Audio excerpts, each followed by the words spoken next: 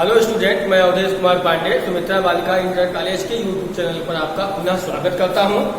हमने कल आपको बताया था, अगले वीडियो बताया था कि विश्राम जनित रोग, कुछ रोगों के बारे में हमने बताया था। उसमें से अगला रोग आपका है खसरा। खसरा या बाल्यावस्था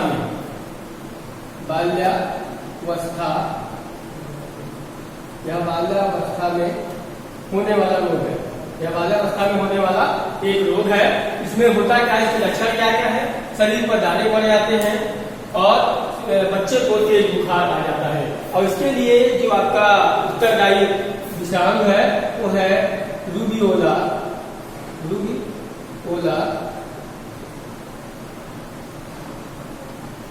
वाइट।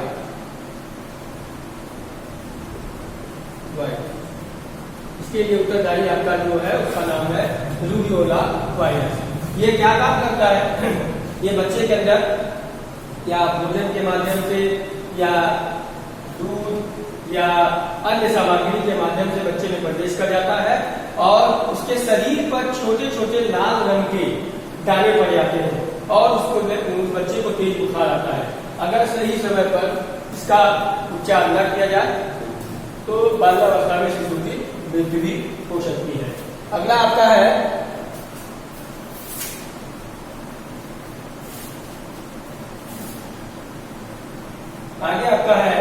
अगला विषाणु जनित रोग है इन्फ्लुएंजा। इन्फ्लुएंजा भी एक प्रकार का घातक रोग है। इसमें व्यक्ति को जैसे सर्दी जुकाम आम होता है उसी प्रकार सर्दी जुकाम हो जाता है। व्यक्ति को नाक से पानी आता है, यानी कि अगर किसी व्यक्ति को इन्फ्लुएंजा रोग हो जाता है तो व्यक्ति को जुकाम हो जाएगा और नाक से बार बार पानी आएगा और साथ ही साथ तेज बुखार और शरीर में दर्द महसूस होगा। इन्फ्लुएंजा आर्थोमिक्सोवायरस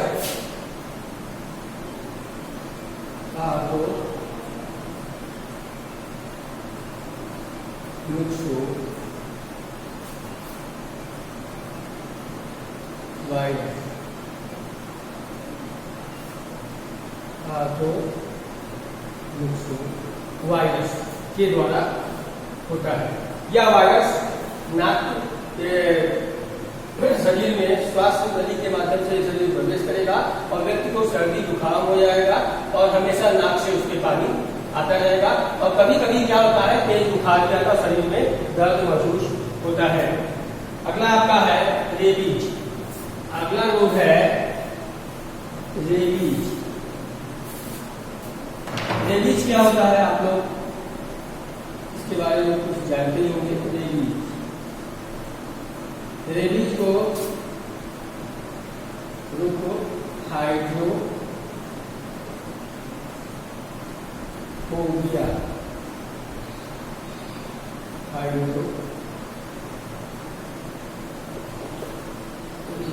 हाइड्रोफोबिया रोग भी कहते हैं। हाइड्रोफोबिया का मतलब क्या होता है?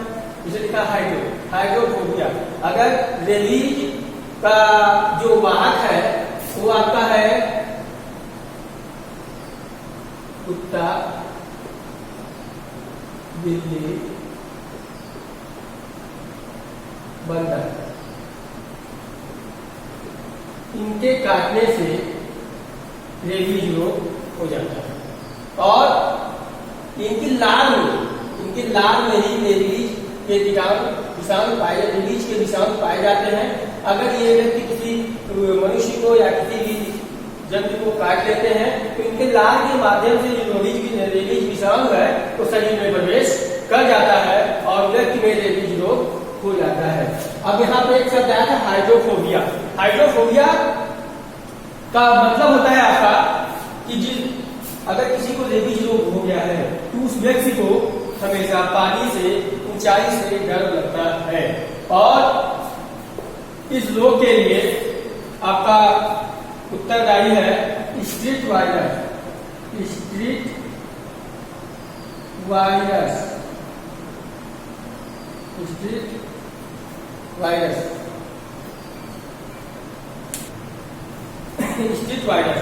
यानी कि ये जो स्ट्रीट वायरस है इसी के कारण आपका रेबीज रोग हो जाता है।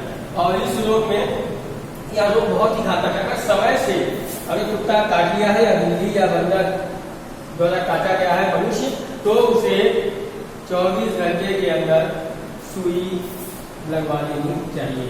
अगर वह व्यक्ति सुई नहीं लगवाता है, लापरवाही करता है, तो उसे रेबीज रोग होने का पूरी तरह खतरा होता है। हाइड्रोफोबिया जो रोग है यह हो जाता है उसे। लेकिन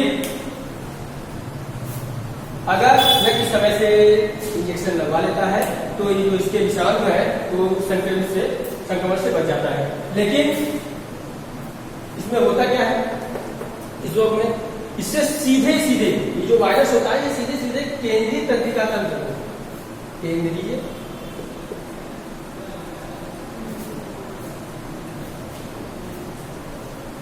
तंत्रिका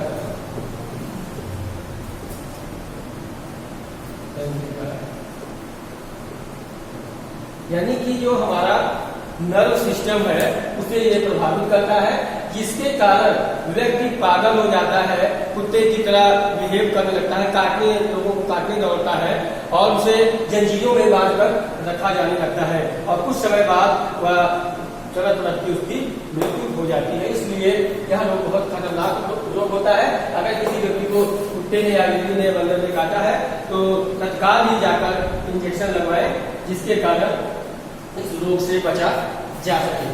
अगला है हिपेटाइटिस। अगला रोग है आपका हिपेटाइटिस, जिसको आम बोलचाल की भाषा में बोलते हैं पीलिया। हिपेटाइटिस बी या पीलिया।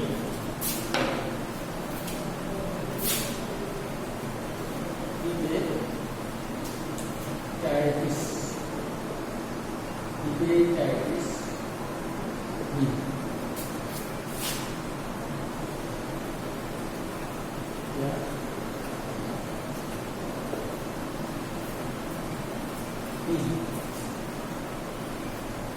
अगला है हिपेटाइटिस बी, इसे पीलिया भी कहते हैं। यह एक विषाणु जनित रोग है। इसमें क्या होता है कि जो व्यक्ति का शरीर है, व्यक्ति के शरीर में ये विषाणु होते हैं, प्रवेश कर जाते हैं और शरीर कुछ पीला हो जाता है। शरीर में पीलापन आ जाता है,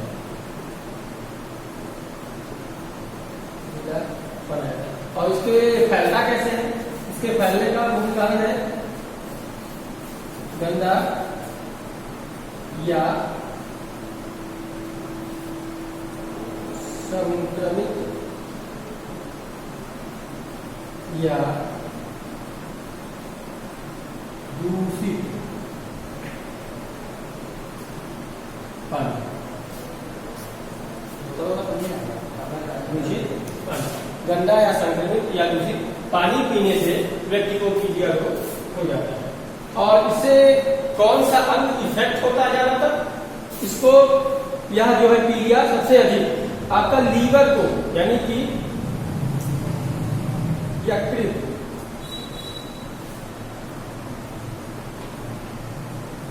यानी कि लीवर को अटैक करता है, या लीवर पर अटैक करता है, जिसके कारण लीवर कमजोर हो जाता है और व्यक्ति में जो आपकी हीमोग्लोबिन है वो हीमोग्लोबिन धीरे देखा जाता है और शरीर में पीलापन आ जाता है।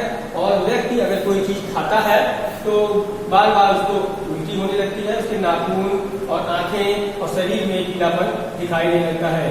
और अगर इसका सही ढंग से इलाज न कराया जाए या ठीक ढंग से इलाज ना हो या ठीक समय पर इलाज ना हो या फिर पूरी तरह कमजोर हो जाता है और उसके बाद उसका लीवर डैमेज हो जाता है और व्यक्ति की मृत्यु भी हो सकती है। आगे हम लोग देखेंगे एड्स के बारे में। एड्स क्या होता है?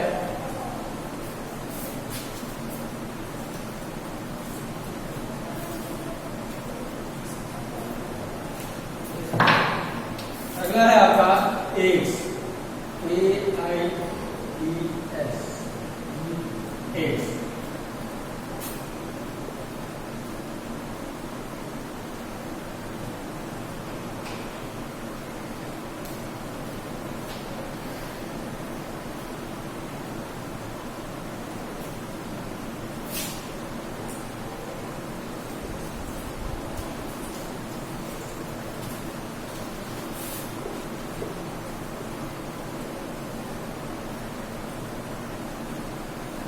एक्वायर्ड इम्यूनोडिफिशियंसी सिंड्रोम, ये आपका एड्स का पूरा नाम है, इसको बोलते हैं एक्वायर्ड इम्यूनोडिफिशियंसी सिंड्रोम। और एड्स का जो कारक है वायरस है उसका नाम है HIV, ह्यूमन इम्यूनो वायरस।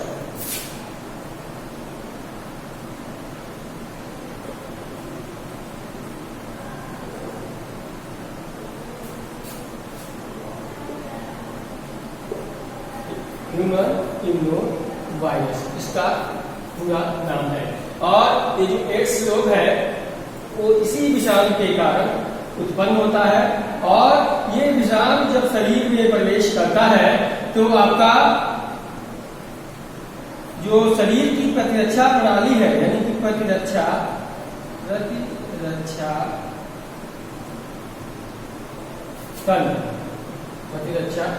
जो तंत्र है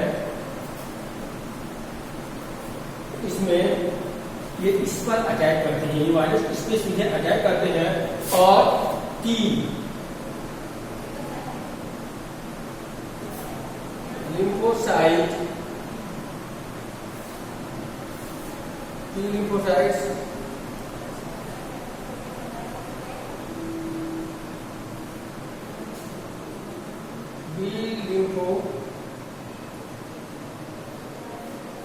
लिम्फोसाइट्स और बी लिम्फोसाइट्स ये सीधे इस पर अटैक करती हैं। ये दोनों लिम्फोसाइट, ये दोनों क्या होती हैं? कोशिकाएं।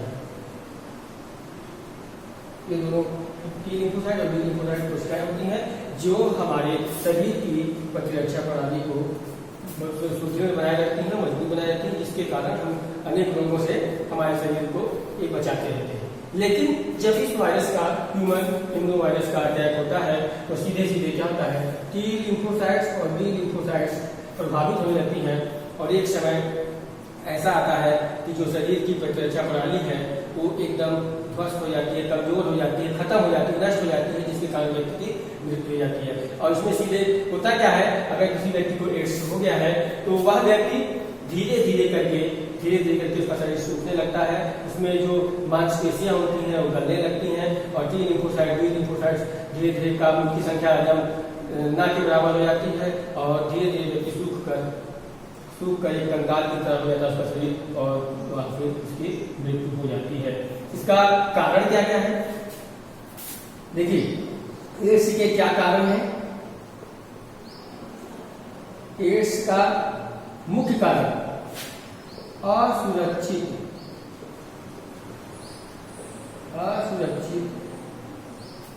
यौन संबंध,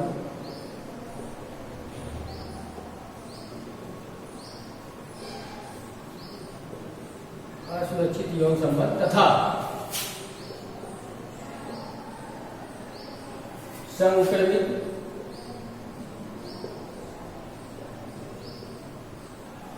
इंजेक्शन।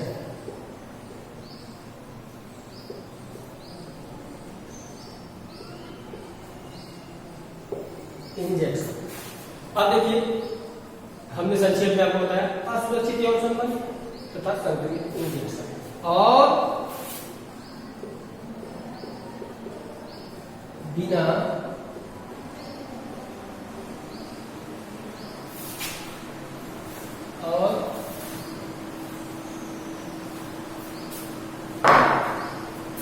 जांचा हुआ इलाज।